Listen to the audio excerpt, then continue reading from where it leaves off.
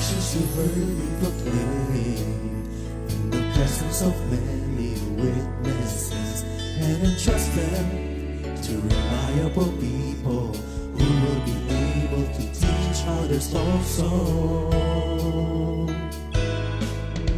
Take the teachings you heard me proclaim in the presence of many witnesses, and entrust them to reliable people who will be able to teach others also.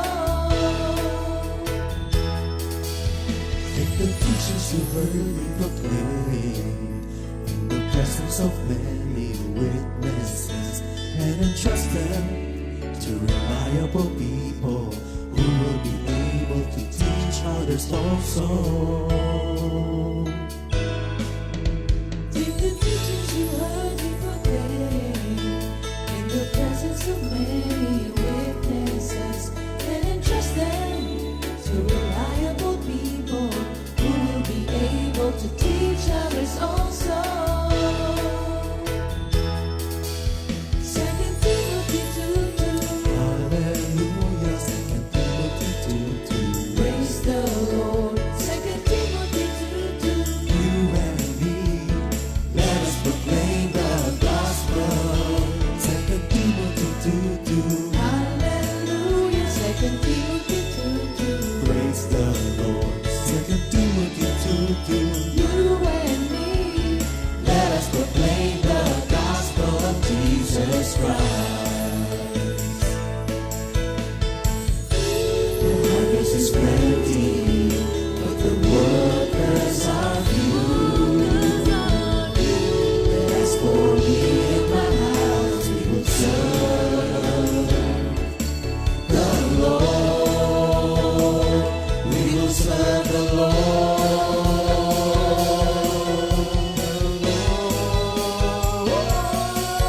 2 Timothy 2:2.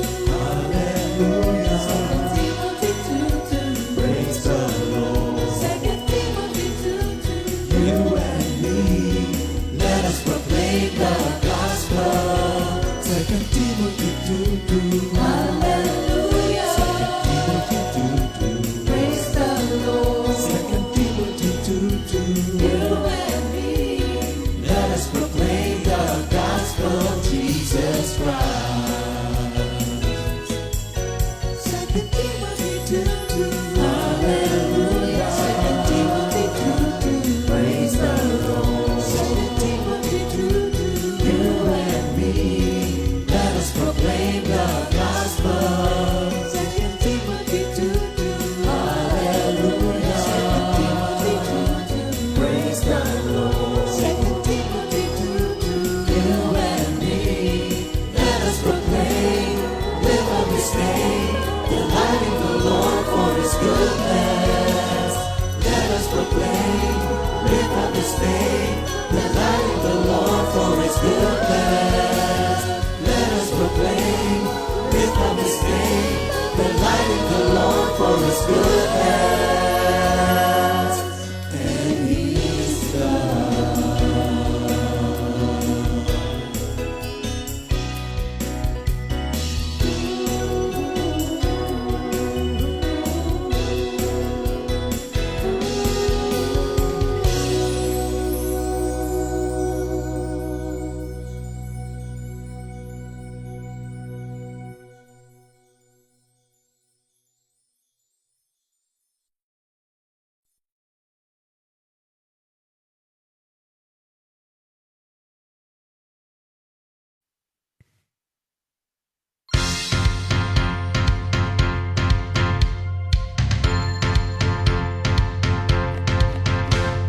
Umawis kagalakan ang lahat ng mga bansa. Si Yahweh papurihan, maglingkuran siyang pusa. Atin ang tagumpay sa lahat ng panahon. Umawis kagalakan ang lahat ng mga bansa.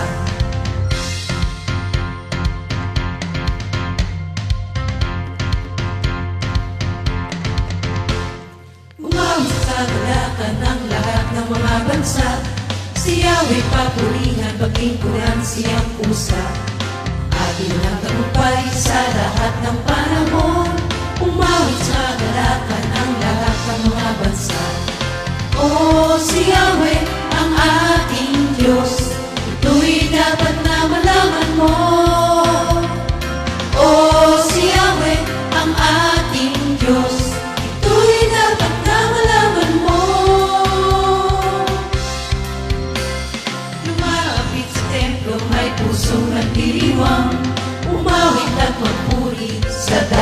dakong banal. Awitan siya at pasalamatan, lumapit sa templong may pusong nagdiriwang. O si Yahweh ang ating Diyos, ito'y dapat na malaman mo. O si Yahweh ang ating Diyos, ito'y dapat na malaman mo.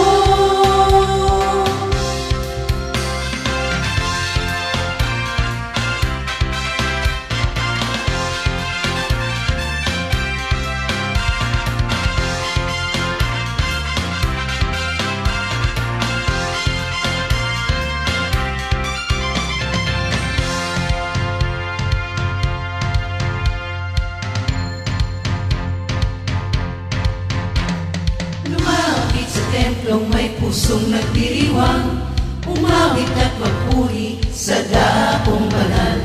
Awitan siya at pasalamatan, lumapit sa templong may pusong nagdiriwang. O si Yahweh ang ating Diyos, ito'y dapat na malaman mo. O si Yahweh ang ating Diyos, ito'y dapat na malaman mo. Ito'y dapat na malaman mo.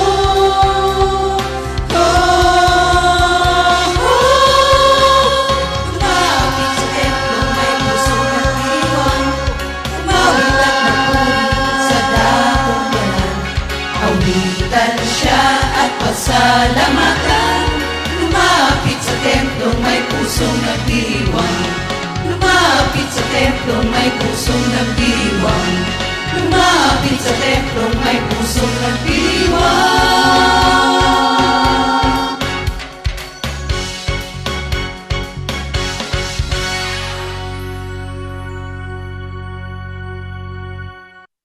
Good morning, Jesus! Thank you, Lord. Welcome po sa ating Holy Week presentation para po sa taong ito. At sa araw pong ito, ating tutukuyin at pag-aaralan ang tungkol doon sa Holy Tuesday. Pero bago po ang lahat, tayo muna may panalangin, kami samahan niyo. O aming Diyos, tunay nga po na ikaw ay napakadakila. Ang pagmamahal mo sa amin ay walang kapantay. Binigay mo po sa amin ang iyong anak na si Jesus, ang iyong natatanging anak. Kahit alam mong ito'y hahantong sa paghihirap, kahit alam mo ito'y hahantong sa kamatayan hanggang doon sa krus. Alam mo po na kami ay makasalanan at ang pagtubos mo sa amin ay hindi matatapos doon lamang sapagkat alam mo rin po na kami patuloy na magkakamali at magkakasala. Kaya nga po Lord, sa oras na ito, bago po kami tuloy magsimula, humingi po kami sa inyo ng kapatawaran mula po sa mga bagay na aming nasabi, naisip, ginawa, hindi ginawa na dapat sapagkat yun ay yung kaluguran. Patnubayan po kami ng banal na Espiritu Santo, gabayan, pangunahan at hayaan po ninyo na tanging pangalan lang na Jesus ang aming maitaas. Ang lahat ng karangalan ay sa iyo lamang. Panginoon, tulad po ng dati, wala po kami magagawa kung wala ka. Nandito po kami, kaluguran mo nga muli. Ang lahat ng iyong maririnig makikita sa aming puso. Maraming salamat po, O Lord, sa pangalan ng Jesus. Amen. Amen. Tayo kumanta muna ng bago the word, ano? Karapat dapat ka.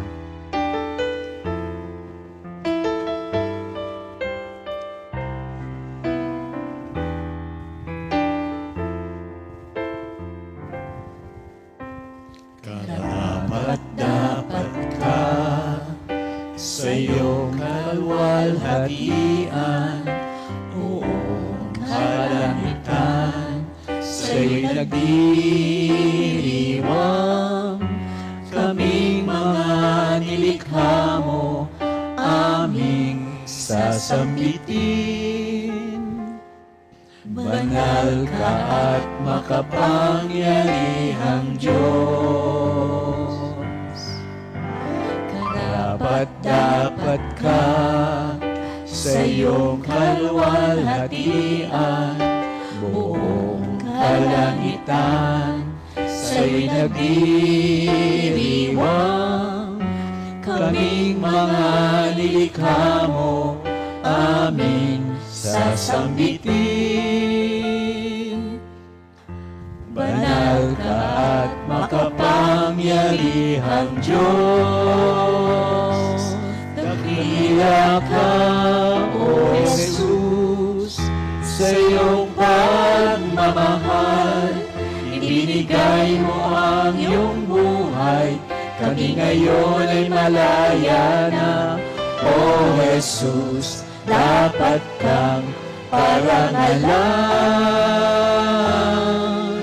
Sa iyo aming buhay, ikaw ang aming buhay, kami ngayon ay sasamba sa iyo. Dakila ka, O Jesus, sa iyong pagmamahal, ibinigay mo ang iyong buhay, kami ngayon ay malaya na, O Jesus, dapat kang parangalan. Sa iyo aking buhay, ikaw ang aming buhay, kami ngayon ay sasamba sa iyo. Kami ngayon ay sasamba sa iyo. Kami ngayon ay sasamba sa iyo.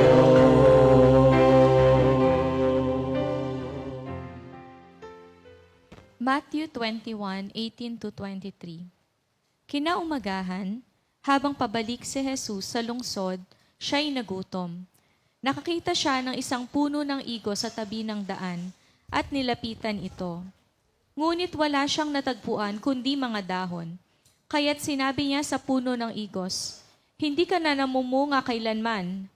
At pagkadakoy natuyo ito. Nakita ito ng mga alagad at namangha sila. "Paanong natuyo agad ang puno ng igos?" tanong nila. Sumagot si Jesus, "Tandaan ninyo ito, kung nananalig kayo sa Diyos at hindi nag-aalinlangan, magagawa rin ninyo ang ginawa ko sa puno ng igos na ito.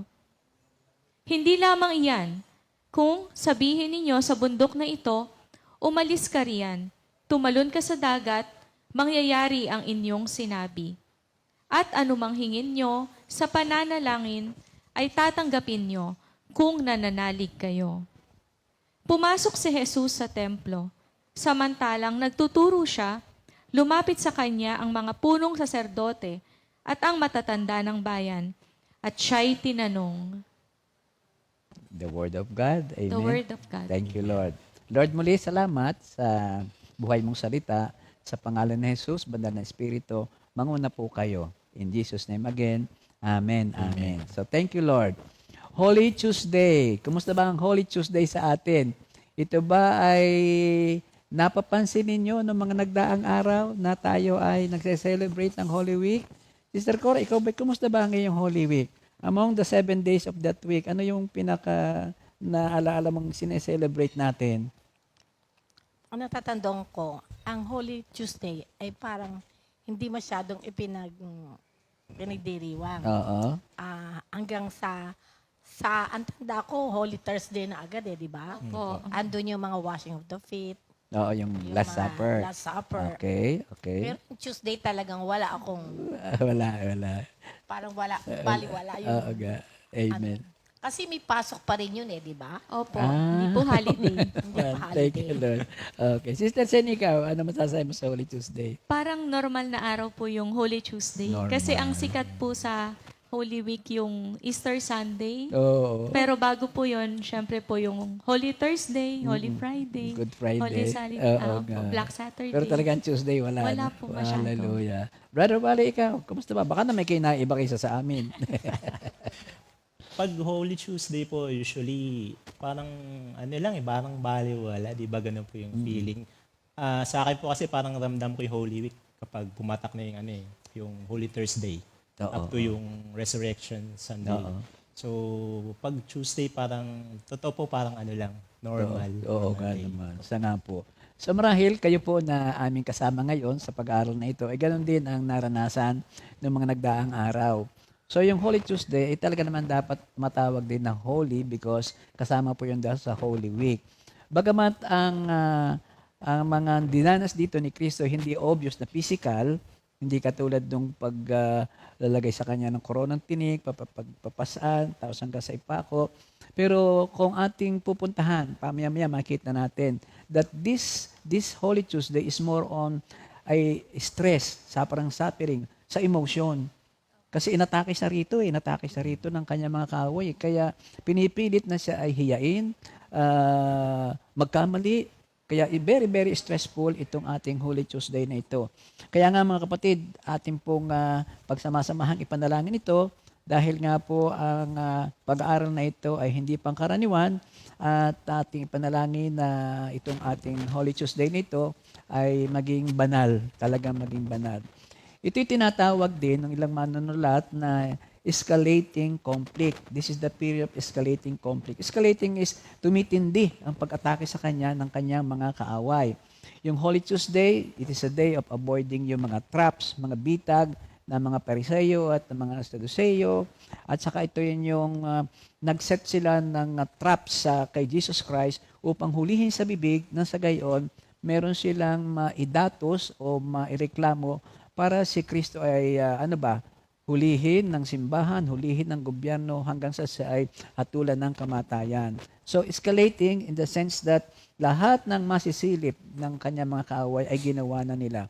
For example, ang unang mapapag-aralan natin dito ay tinanong yung ano bang autoridad at meron ka? Meron kasi yung mga nagdaang araw before this, ito na nga yung nilinis niya ang simbahan, ang templo Nagalit siya pinagtataob niya samantalang andun niya mga namamahala na simbahan.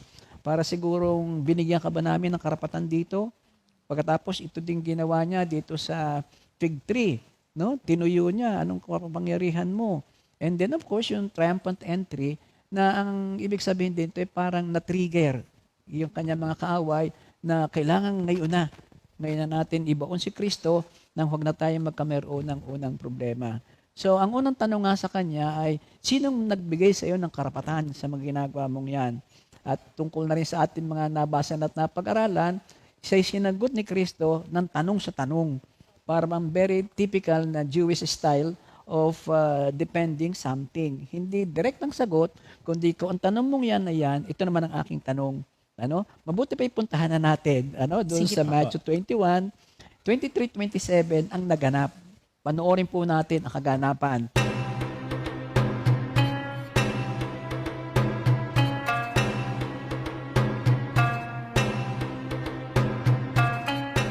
Pagdating nila sa Jerusalem, bumalik si Jesus sa templo.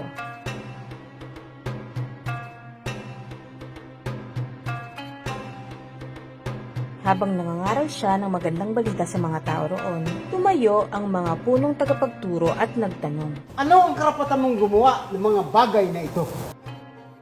At sino ang nagbigay sa iyo ng otoridad na ito?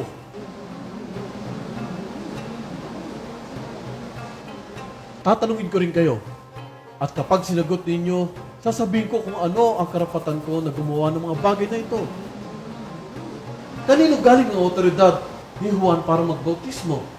Sa Diyos o sa tao? Sagutin ninyo ako.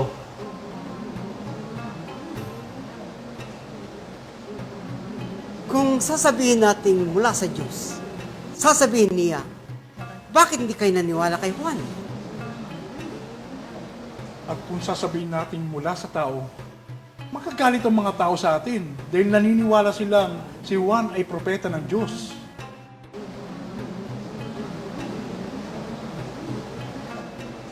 Hindi namin nalalaman. Kung ganon, hindi ko rin sasabihin sa inyo kung saan nagmula ang otoridad ko na gumawa ng mga bagay na ito.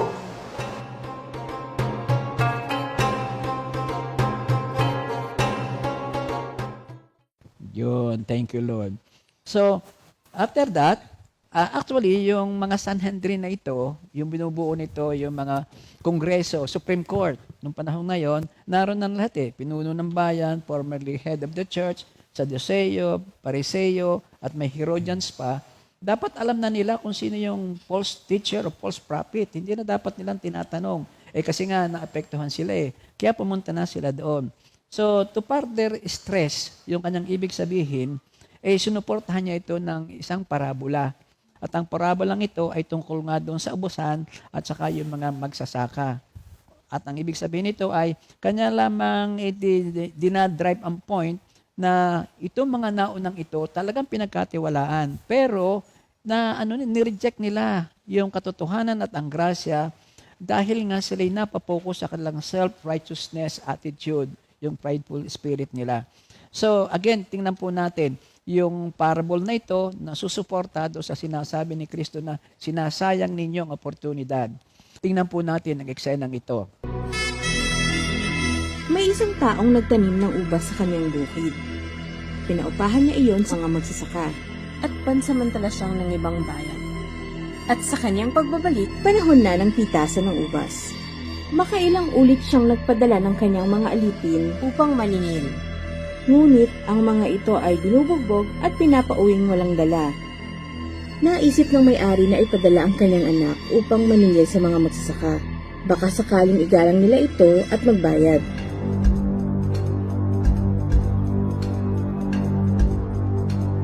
Ito yung tagapagmana. Hali kayo, patayin natin siya para makuha natin ang kanyang mana. Sige na, kapag niyo, huwag pumalo ba? Ako sasaksak! Hindi, buhatin nyo, dahan-dahan! Buhatin nyo! Buhatin nyo na!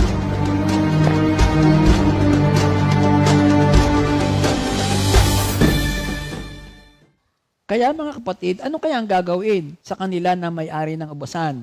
Sagot ng mga tao, pupunta siya roon at papatayin ang mga magsasakang iyon at ipauupad niya sa iba ang ubasan. Anong kahulugan ng nasusulat na ito? Sabi pa ni Jesus dito, ang batong itinakwil ng mga tagapagtayo ng bahay ay siyang naging batong panulukan.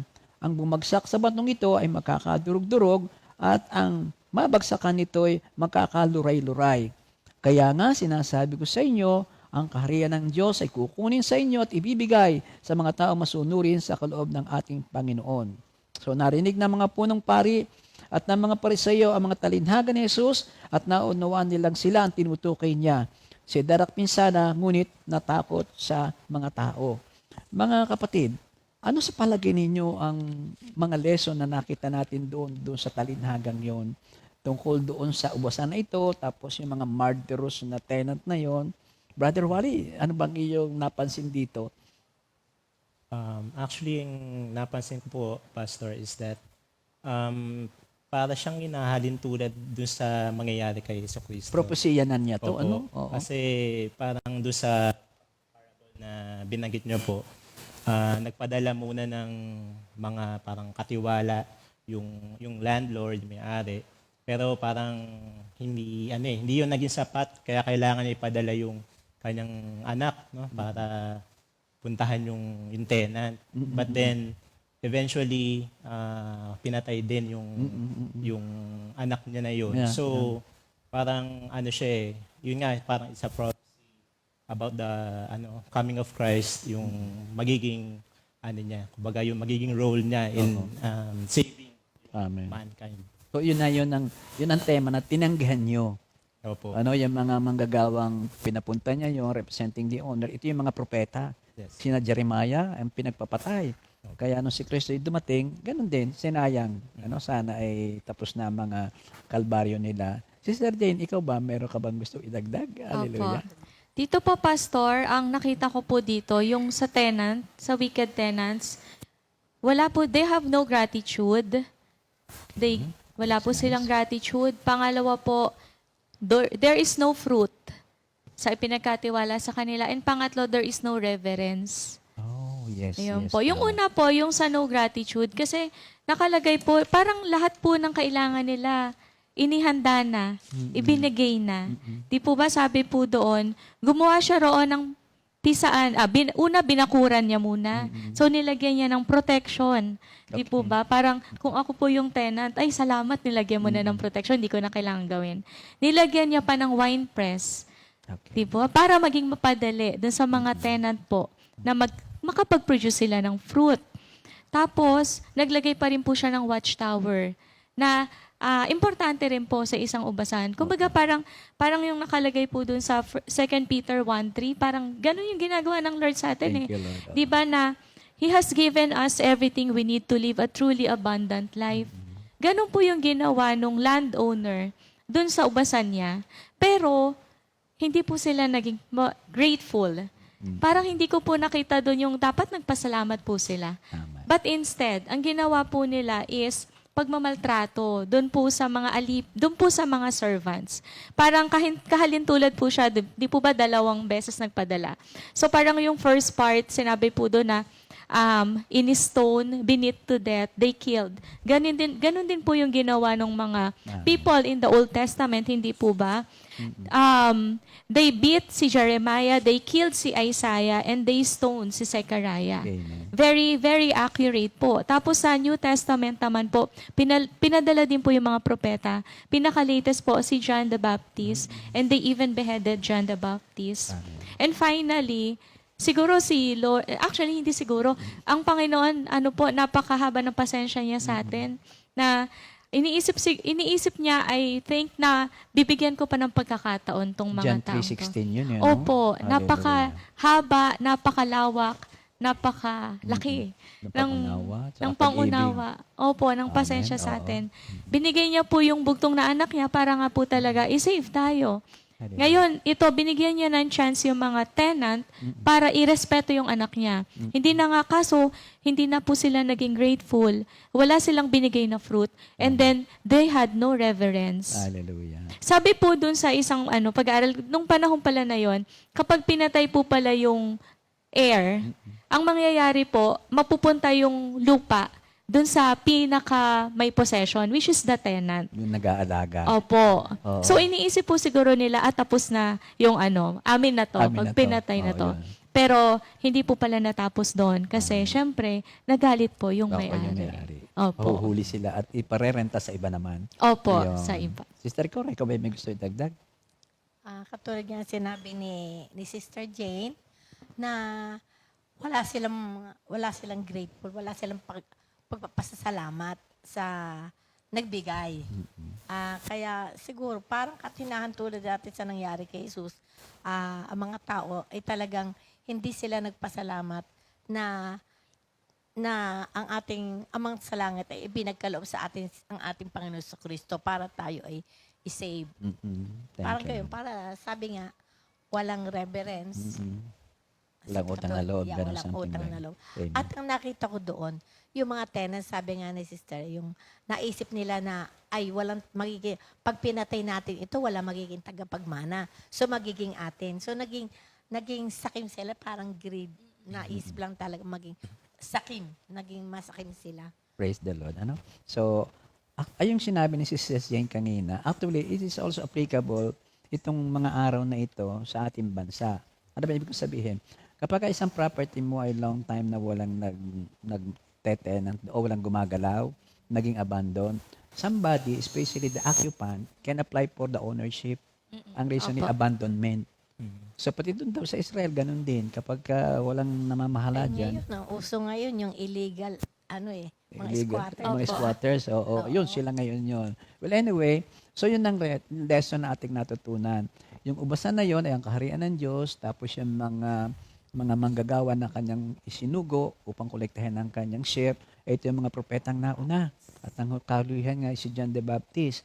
At ito, nung talagang hindi pa rin nawala ng pag-ibig ng Ama, ipinadala ng kanyang anak. Ayun, ang nangyari, katulad ang ating pinagdiriwang ngayon hanggang sa siya mamatay sa krus. Ay, naku, purihin po ang ating Panginoon. So, yun po mga kapatid, ang una sa pagtuliksa sa Kanya at paglalagay ng bitag upang sa'yo hulihin. Sino nagbigay sa'yo ng karapatan? Matindi yung tanong na yon. Kaya binaligtad lang, sino nagbigay ng karapatan kay John? At nakita natin sa ating sinadula ang sagot ni Kristo rito. Ngayon, sinundan pa ito ng 2-3 pa na pagtukoy upang totally mawala na ang respeto ng tao kay Jesus. Ang una dito ay yung tinatawag nating tinanong naman, yung nasaan ang iyong loyalty? Kasi ang sunod na tanong dito, yung panibagong tactic, may dumating kasi mga Herodians. Ang Herodians, ito yung mga loyal kay emperador.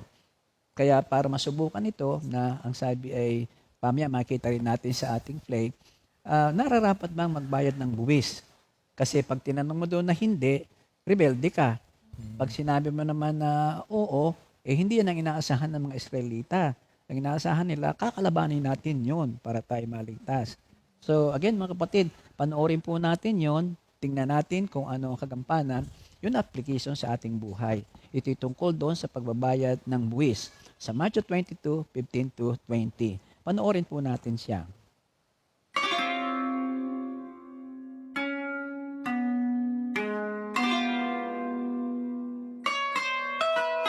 Umalis ang mga punong tagapagturo at nagplano kung paano nila mahuhuli si Jesus sa kanyang pananalita.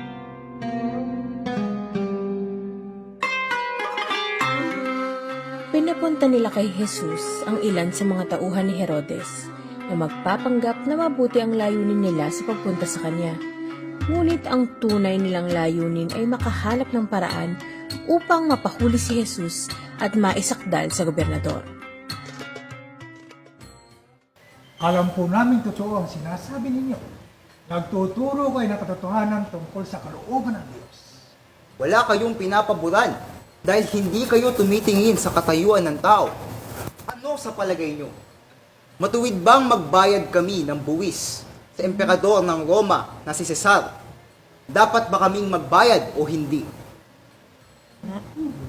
Mga pakitang tao, bakit ninyo ako sinusubukang hulihin sa tanong na iyan? Patingin nga ng perang ipinababayad sa buwis. Kaninong mukha ang nakaukit sa perang ito? Kay Cesar! Kung ganun, ang kay Cesar ay kay Cesar. Ang sa Diyos ay sa Diyos. Nabigo ang mga Herodiano sa kanilang tunay na pakay at namangha pa sila nang marinig ang sagot ni Jesus. Thank you, Lord. So, yun po, mga kapatid, pagkatapos noong makita na si Kristo ay hindi para kanino, at ang sinabi nga niya dito ay ang kay emperador ay kay emperador, at sa Diyos is sa Diyos. Nasa denaryo nga naman, ano? Kanino mukha yan? O di magbayad ka sa emperador, magbayad ka kay Kristo. Walang rebellion na siya. Kay Cesar. Kay Cesar. O, kay Cesar. At ang sa Diyos is sa Diyos. So, you must be an abiding citizen, but at the same time, you must keep worshiping the Lord. May obligasyon din tayo sa ating Panginoon. So, sinundan naman niya ng isa pa, yung tungkol naman doon sa life after death. Kasi may isang grupo pa rin sa Sanhedrin, ang tawag sa kanila mga Saduceo, na hindi ito naniniwala tungkol doon sa life after death. At ano ba ang ating makikita roon? Kasi nga, ang kanilang paniniwala ay pagkatapos ng buhay nito, hanggang dito ka na lamang. Kaya anong nangyari dito? Yun na, tinanong siya. Itatrapuli siya. Hihiyain siya kasi napaka-conflicting itong susunod na tanong. Kasi ang basihan ng tanong ay ang utos ni Moses. Na kapag ang isang balo ay, ang isang babae na balo, walang anak, yung susunod na kapatid nito, dapat pakasalan. Yan, panoorin natin ito ha, at makikita natin ang kabuuan noong sagot at tanong, ang tanong at sagot ni Jesus tungkol dito sa buhay after death. Thank you, Lord.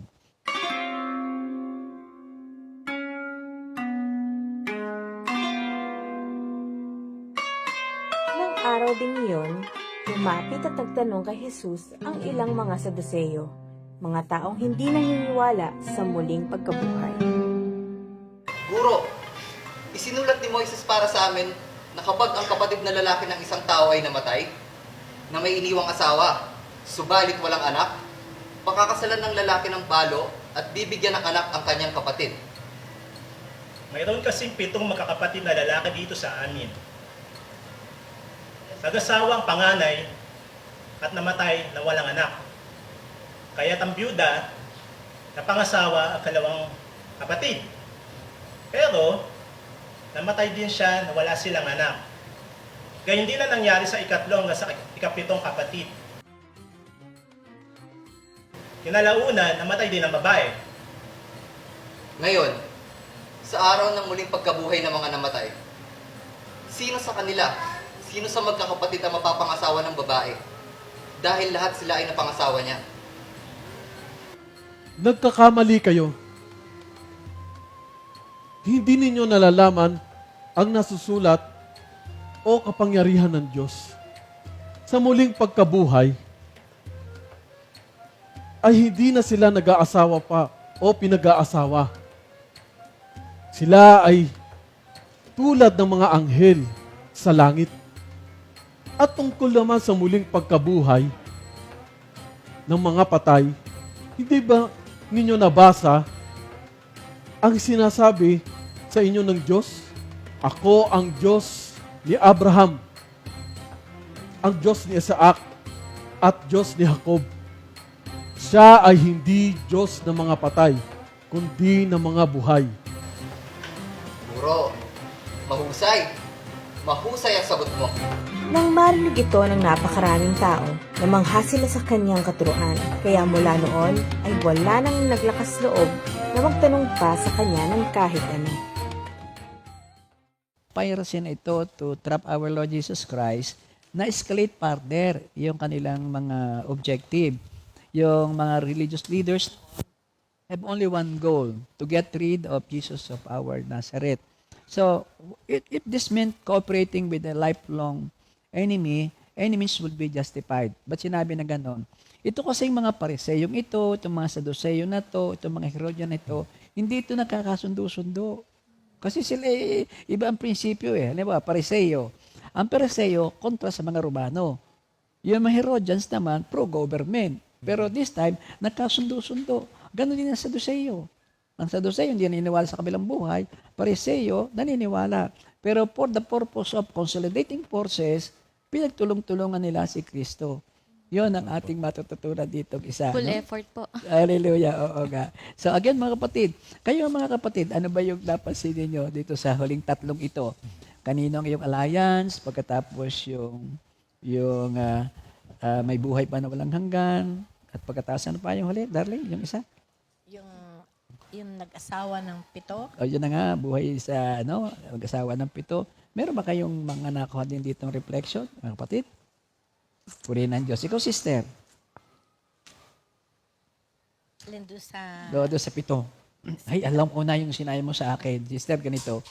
Yung kasing mother ko, balo yun na mga pangasawa ng tatay ko. Oo, kumbaga ang tanong ni, paano ko mga ito lahat nasa langit? Wala kayang magsiselo sa dalawang ito. Parang ganon. Kasi nag-asawa yung padalawang asawa. Padalawang asawa, kaya kami sumibol. Alam mo, reflection ng isa kong, bukod sa sinasabi sa ating napag-aralan, ang sabi dito, sa langit, wala nang mag-aasawa. Sila'y para ng mga anghel, sila'y brothers and sisters. Alam mo, sabi ng isa kong anak, sabi sa akin, alam mo, Daddy, pag ikay talagang nasa langit na, hindi na papasok sa isipan mo yan. Kasi wala na yan, no? Wala nang kahulihip, kahalo, kapalit, kahulilip, ang kapayapaan, ang kaligayahan, at ang lahat ng nakita mo ng ibang-iba kaysa sa lupa. Kaya hindi na maisip niya mga selos-selos na yan. Yung pala ang langit. So again, gusto mo magdagdag? Sa akin naman po, Pastor, yung sa coin, yung give to God what is to God and give to Caesar what is to Caesar. Yung una po, tinuturuan po tayo na maging mabuti talaga na anak ng Diyos at anak at citizen din. Yes. Pero more than that po, nakita ko rin po na si Caesar, yung nasasakop niya kasi doon lang sa empire na yon. Pero pag pumunta na siya sa ibang country, wala na pong coin na ibibigay sa kanya. Wala nang power siya doon. Pero po, si God, siya po, King of all kings, God of all the earth. Kahit sa Roman Empire po siya, sa Asia, sa America, although wala pa pong America noon, He is God of all. So, ibibigay talaga sa Kanya ang nararapat at lahat tayo is subject po ng ating Diyos. Amen. Talagang ang Diyos ang overall. Opo. Omnipotent, omnipresent. Opo. Kaya siya ang dapat na mas higit. Pero in this case, binigyan din niya ng respeto yung emperador kasi andun siya. Ayun, praise the Lord. Brother Wally, ikaw ba gusto idagdag? Doon din po sa sa story na yun yung si Emperador Caesar tsaka si Lord Jesus Christ. Nakita ko po yung sa akin parang reflection ko po yung kababaang loob ng Diyos na alam naman natin na 'di ba kung gaano siya talaga kataas bilang Diyos. Pero kumbaga nirespeto pa rin niya yung ano yung authority on earth, na parang yun nga, hindi niya kinuha lahat yung yung parang akin lahat to, akin. Parang walang ganong sa kanya, ganong damdamin na dahil ako yung Diyos, dapat ako masunod. Talagang yung sa kanya is yung obedience ng tao.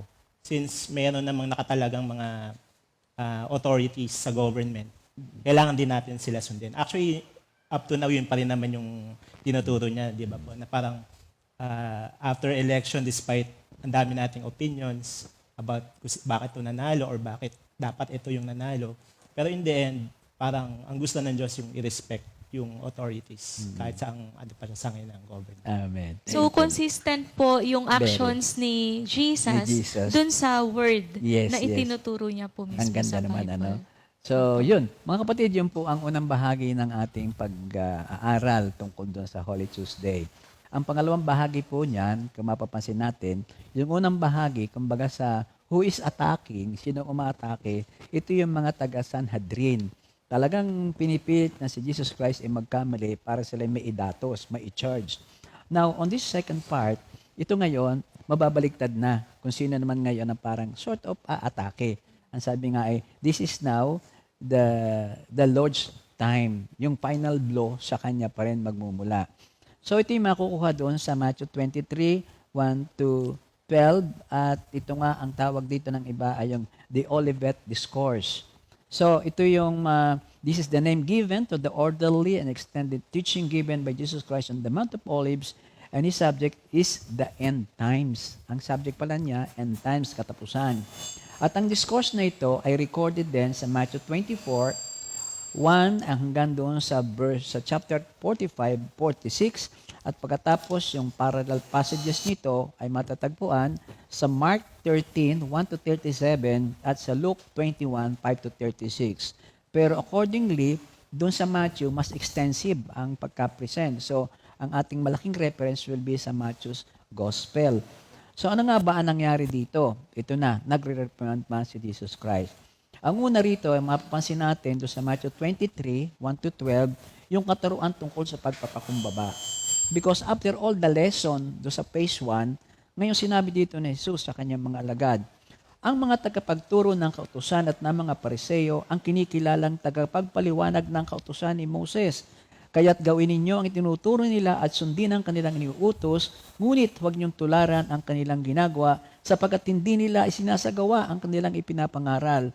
Nagpapataw sila ng mabibigat na pasanin sa mga tao, ngunit sa daliri ay nilang igalaw upang tumulong sa pagpapasaan ng mga iyon. Pawang pakitang tao ang kanilang mga gawa. Nilaraparan nila ang mga lalagyan ng talata ng kanilang noo at braso at hinahabaan ng palawit sa laylayan ng kanilang mga damit. Ang nais nila ay ang mga upuang pandangal sa mga handaan at ang mga pangunahing upuan sa sinagoga. Gustong-gusto nilang binabati sila sa mga palengke at tawaging guro. Ngunit huwag kayong patawag na guro, sapagkat isa ang inyong guro at kayong lahat ay magkakapatid. Huwag niyong tawaging ama ang sinamang tao sa lupa, sapagkat isa ang inyong ama, ang ama na nasa langit. At sa verse 10, huwag kayong patawag na tagapagturo, sapagkat isa ang inyong tagapagturo, ang Kristo. Verse 11, ang pinakadakila sa inyo ay magiging lingkod ninyo. Ang pag nagmamata sa ibababa at ang nagpapakumbaba ay itataas. After this, mga kapatid, hinarap niya ngayon ang mga Pariseo. Dito ngayon dumating yung parang sikat na praise sa Bible na woe to you, yung kahabag-habag kayo, mga Pariseo. So sige po mga kapatid, ating panoorin yung interpretasyon ng ating kapatiran tungkol sa portion na ito sa Matthew 23, kahabag-habag kayong mga Pariseo.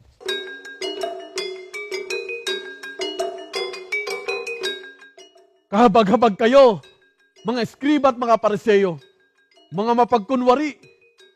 Sinasarhan ninyo ang kaharian ng langit ng mga tao. Ayaw na ninyong pumasok, hinahadlangan pa ninyo ang ibig pumasok. Inuubos ninyo ang kabuhayan ng mga babaeng balo at dinadahilan ninyo ang mahahabang panalangin. Kaya tatanggap kayo ng lalong mabigat na parusa. Nilalakbay ninyo ang dagat at ang lupa upang makahikayat kayo? At kung siya nakahikayat na, ginagawa niyo siyang makalawang ulit pang anak ng impyerno kaysa sa inyong mga sarili. Matapos yun, masabi niya ito, idinagdag pa ni Kristo. Sa verse 35, kaya nga paparusahan kayo dahil sa pagkamatay ng lahat ng taong pinatay ng walang sala, magmula kay Abel hanggang kay Zacarias na anak ni Barakias. Pinaslang ninyo si Zacarias sa pagitan ng templo at ng dambanang sunugan ng handog. Tandaan nyo, ang parusa sa lahat ng mga pagpatay na yan ay babagsak sa saning lahing ito. So, ito yung sinasabi ng ating Panginoon. Huwag niyong gayahin dahil ito ang kanilang mga ginawa. Pero hindi lamang sinabi sa mga Israelita, kundi talagang hinarap niya ang mga Pariseo. Kahabag-habag kayo. May pag-ibig pa rin kahit ganun ang tukoy ng ating Panginoon. Ano? Pero after that, hindi rin maiwasan na talagang yung ibang naroroon, which are yung mga disipulo niya, mga Israelita, pagsabihan din niya. Parang doon sa cross, parang, Father, forgive them, all of them. Tapos yung mother niya, tapos yung lahat ng tao. This time, hindi lamang Pariseo ang kanyang kinastigo, o reprimand. Sabi niya sa verse 37, O Jerusalem, Jerusalem, pinapatay mo ang mga propeta at binabato ang mga sinugo sa iyo. Ito po tingnan natin sa pagsasadula. Napakaganda ng pagkakalahad dito at sa pangalan po ni Jesus, makikita po natin ang kagandahan sa pamamagitan ng picture na ito.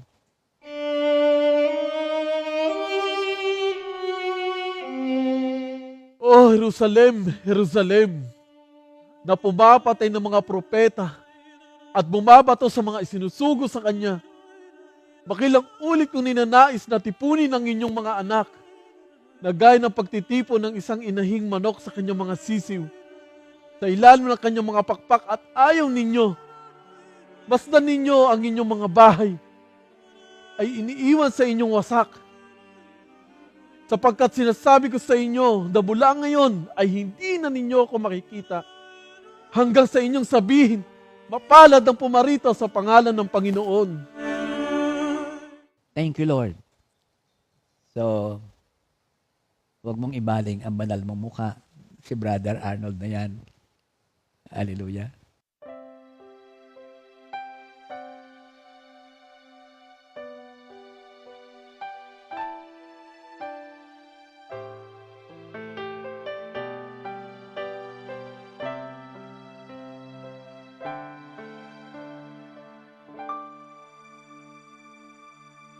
Dalangin ko sana'y iyong linggin, pagkat di ko kayang lutasin ang suliranin.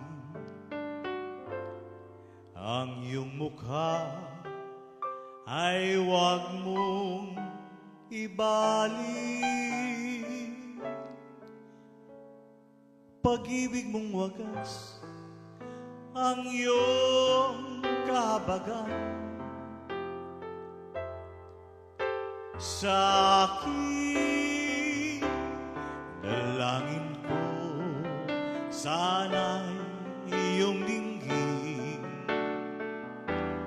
pagkat di ko kayang lutasin ang suliranin. Ang iyong mukha ay huwag mong ibalik. Pag-ibig mong wagas ang iyong kahabagan sa aking libing ay madilim, hukay ay bukas, kaluluwa'y nasadlak. Iyong hanguin, huwag mong ibaling ang banal mong mukha. Ako'y kahabagan at patawarin. Huwag mong ibaling ang banal mong mukha. Ako'y kahabagan patawarin. Ako'y kahabagan at patawarin.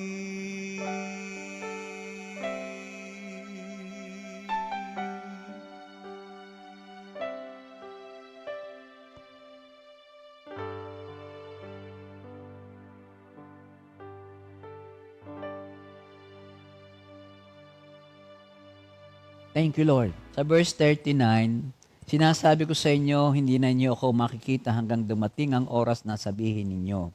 Pinagpala ang dumarating sa pangalan ng Panginoon. Upang ma-reinforce lang itong panawagang ito ng readiness in the face of uncertain time in this second coming, dito pinakita at piniliwanag din ng ating Panginoon ang tungkol doon sa talinhaga ng 10 birhen. Ito'y matatagpuan sa Matthew 25, 1-13. Ang sabi dito ay ganito, ang kaharian ng langit na maitutulad dito, may 10 dalagan lumabas upang sumalubong sa lalaking ikakasal. Bawat isa ay may dalang ilawan. Ang 5 sa kanila ay hangal at ang 5 na may matatalino. Ang mga hangal ay nagdala ng kanilang mga ilawan, ngunit hindi nagbaon ng langis. Ang matatalino na may nagbaon ng langis, bukod pa sa mga nasa kanilang ilawan. Naantala ang pagdating ng lalaking ikakasal, kaya't inantok at nakatulog sila sa paghintay. Ngunit ng hating gabi ay may sumigaw.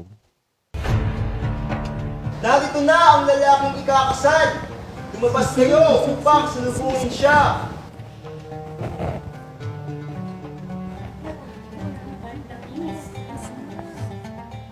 Meron pa kayo? Meron pa? Bigyan nyo naman kami kahit kaunting langis. Aandap-andap ng aming mga ilawan. Baka kasi hindi magkasya ito sa ating lahat. Ang mabuti pa, pumunta kayo sa tindahan roon at bumili kayo ng sa inyo. Nagmamadaling bumili ng langis ang 5 dalaga. Ngunit habang wala sila, dumating ang lalaking ikakasal. Kaya ang 5 nakahanda ay nakasama sa pagpasok sa kasalan at isinara ang pinto. Nang dumating naman ang iba pang mga dalaga, Panginoon! Panginoon! Papasukin niyo po kami! Papasukin niyo po kami! Pang-awa niyo na po!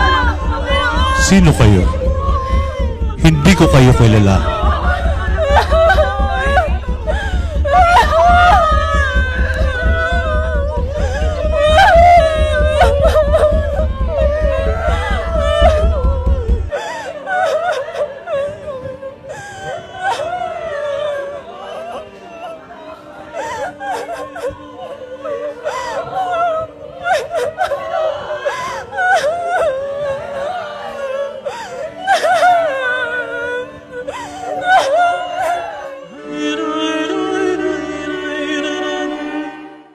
Purihin ang ating Panginoon. So mga kapatid, nakita po ninyo yung pagsasalarawan ngayon at ngayon nga ay ano ang inyong reflection tungkol doon sa 10 birhen na yon?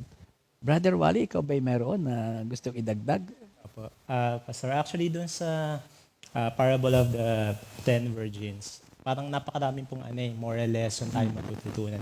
Ang una pong natutunan ko dyan yung kailangan pong maging katulad tayo ng wise virgins. Kasi actually, it only shows na yung kailangan talaga from, parang kumbaga sabi natin, from start to finish yung ano natin sincerity sa ating faith kay Lord. Kasi even if, kumbaga, we do yung mga good works, pero in the end, kumbaga, hindi natin masustain yung ating faith na yon, baka hindi rin tayo makapasok sa kaharian ng Diyos. So sayang naman po.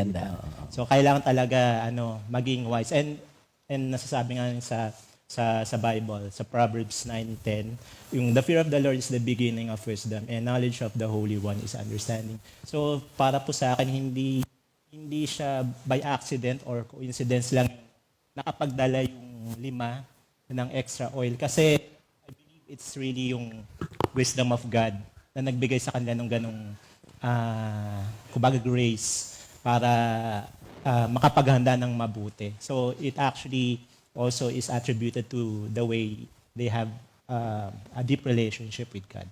So yun po. And another thing po yung we have to be prepared to wait.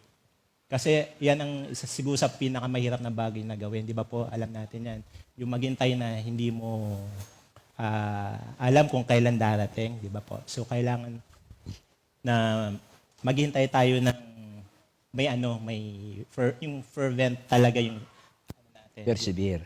Mag-persevere tayo. And hindi lang yung yung paghihintay natin, hindi po passive. It has to be meron din tayong dapat ginagawa while waiting. Yung kasama dun yung dapat makapag-develop tayo ng personal relationship with God. Siyempre, foremost. Tapos, kailangan siyempre, sumunod tayo sa mga pinag-uutos ng Diyos. Isa sa mga inuutos ng Diyos, yung mahalin din natin yung ating kapwa, di ba? And siyempre po, dapat talaga yung, most importantly, yung turning away from sin. Thank you. Po, Thank you very much. Opo, kasi nabanggit din po sa 1 John 1:9, sabi nga, if we confess our sins, He is faithful and just and will give us our sins, forgive us our sins and purify us from all unrighteousness. Yun po. Tsaka, isa po nakita ko din, talagang totoong meron pong judgment. So, marami pong, kumbaga, hindi naniniwala dito sa part na to, even up to now. Pero, it is very clear na pagdating po ng Panginoon sa kanyang second coming, talagang kukunin niya yung sa kanya at yung hindi nakapaghanda ng mabuti may iwan. May patutungo. Opo. Yun po, yung lastly po siguro masabi ko yung welcome po tayo sa sa kaharian ng Diyos. Kasi yun yung paanyaya niya talaga yung makasama niya tayo lahat as much as possible. But still, yung binigyan pa rin niya tayo ng free will to choose. So, ang gusto lang talaga is for us to, kumbaga, sumunod sa kanyang perfect will. And we know na talagang in the end, kumbaga, makakasama natin siya sa kaharian. Thank you, Lord. Hallelujah. Thank you, Lord. Sister Shane, ikaw? It would have been convenient po kung alam po nung 10 virgins kung anong oras po talaga yung dating. No? Kasi kung alam po nila na malilate, talaga po siguro nagdala sila ng oil. Pero ganun din po sa atin ngayon eh. Marami pong naghihintay, marami pong gustong malaman kailan kaya talaga darating si Lord. But nakalagay naman po talaga sa Bible na no one knows the day and the time. So, but definitely the Lord is coming back and the church must be prepared. We must be prepared. So, para sa akin po, ano po ba ibig sabihin talaga ng pagiging prepared? So, I think it's very simple in a sense na it just means na whatever happens, nakahanda ka na pag dumating talaga si Lord, handa ka physically, emotionally, spiritually, sa lahat ng aspeto ng buhay mo. Sa pag po kasi bagong Kristiyano, parang ready na ako. Di po ba pag bagong accept? Pero ang nangyayari po kasi, sa tagal po kasi minsan ng paghihintay na, siguro ngayon, kunyari, tumanggap po, tapos the following year, parang nababawasan yung zeal, nababawasan yung pagiging fervent, yung sabi nga po ni Brother Wally kanina. Minsan po it's because of dun sa tagal ng paghihintay na parang ang tagal naman, parang wala pa naman talaga si Lord. Pero minsan naman po, hindi rin sa tagal. Minsan, dahil nga sa mga trials of life, unti-unting nababawasan yung zeal, yung pong yung kanyang kasabikan sa muling pagbabalik ng Panginoon. So parang yung oil na unti-unti na nauubos. Nag-andap ng apoy ang Opo. liwanag. Parang minsan, so yun po yung sinasabi sa atin na kahit anong mangyari, no matter what stage, no matter kung ano man yung dinadanas mo ngayon, kung ngayon babalik si Lord, handa ka ba? Thank you. Alam mo, Sister Shane, yung si Charles Spurgeon, paborito ko kasi yun eh, may sinabi siya, do you know that during our fellowship, whatever gatherings that we have for the Lord, hindi sobra dyan ang 50% ay handa para most of the worshiper, na tinatawag natin, ang marami dyan ay mga, ano ba pagkakagamit sa Bible? Stupid ba? Hindi naman. Hypocrite pa? Hindi na sabi sa Bible. Fool. Ayan. Ang marami diyan ay fool. Mga wala. Can you imagine? Kalahati ng worshiper, sabi ni Spurgeon, mahigit na kalahati dyan sa atin. Dapat tayo naghahanda. So ang tawag sa atin? Ipag-pray natin, first and foremost, hindi tayo kasama doon sa hindi handa. Pangalawa, ipag-pray natin, ang kabuuan ng simbahan ay lahat ay maging handa. Amen. Sister Cora, ikaw, anong pwede ba maidagdag dyan? May tanong ko dito. Ano ba ang main point ng Mateo 25, verse 1 to 13? Sabi nga dito, may mga tao na hindi nababahala tungkol sa muling pagbabalik ni Jesus sa mundo. At hindi rin binigyang pansin ang maiksing buhay nila dito sa lupa. Sabi nila, matagal pa, lalo nang hindi nila pinapansin ang Judgment Day. Kaya wala silang ginagawang paghahanda. Tuloy ang ligaya dahil nga matagal pa ang alam nila. Ibinigay nga nangangayo muli ni Jesus ang talinghagang ito ng 10 dalaga bilang pagtawag, babala para sa unknown day na iyon, ang araw at oras ng kamatayan at paghatol sa Kanya. So ano nga ba ang aral na makikita natin dito sa 10 virgins, yung moral lesson? Sa parabolang ito, ang langis na tinutukoy dito sa lampara ng mga birhen ay sumasagisag sa malinis na pamumuhay, yung righteous living, at ang pagsunod sa kalooban ng Diyos. Bawat isa sa atin ay may kanya-kanyang lampara ng buhay na kumakatawan sa ating mga pansariling buhay. Kabanalan, pagiging matuwid at masunurin sa Diyos.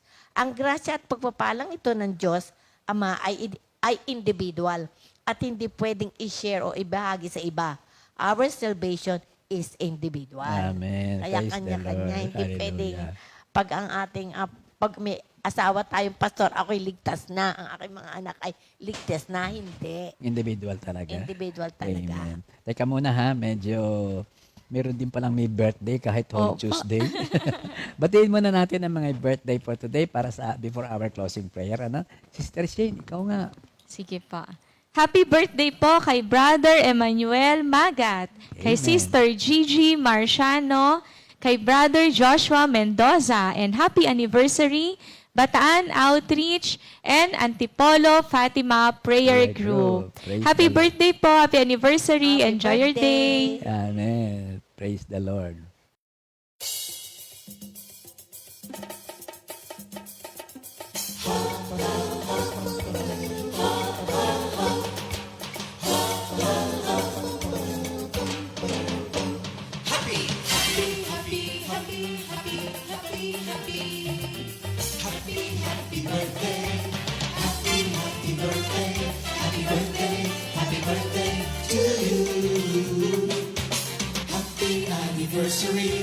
Happy anniversary, happy anniversary. Happy anniversary. May the good Lord bless and keep you, may the Lord's light shine upon you. Happy anniversary to you. Happy birthday to you.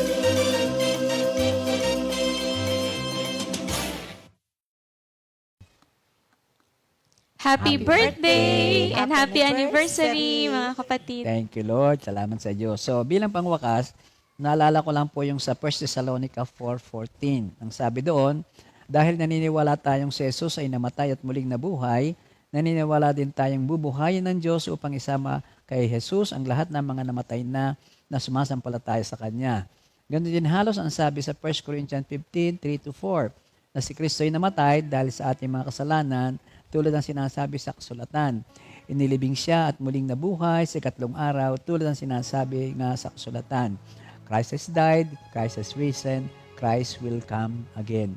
Si Kristo ay namatay, si Kristo ay nabuhay, siya ay babalik sa wakas ng panahon.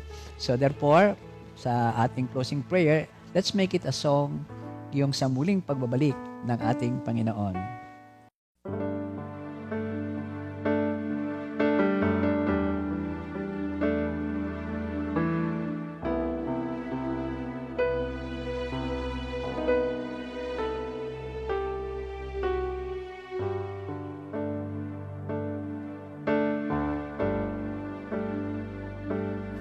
Nais kong sa bawat sandali, ikaw ay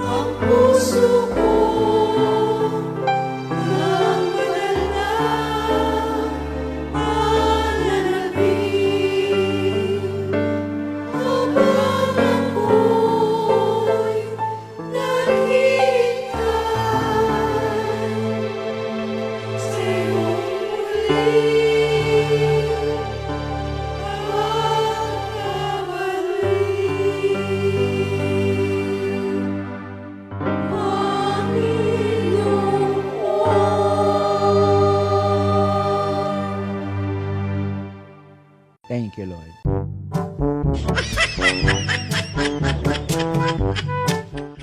Ay propeta ng pag... Sorry.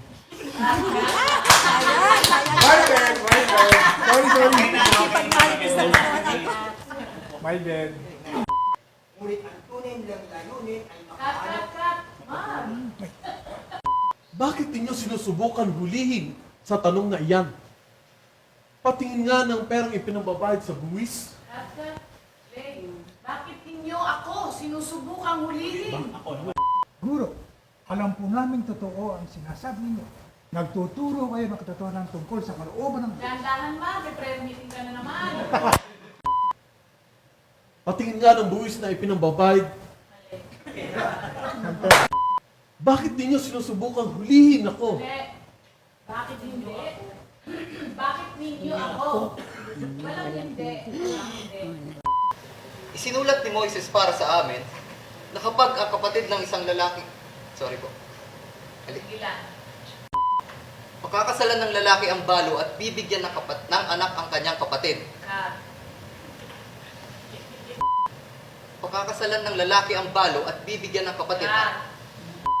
Panginoon! Panginoon! Ito yung ano natin. Nasa pader ka, masakit sa kamay yan. Sorry po! Kahabag-habag. Ulit nga po. Teka po. Ipapakita, buhatin nyo. Buhatin nyo, ipapakita.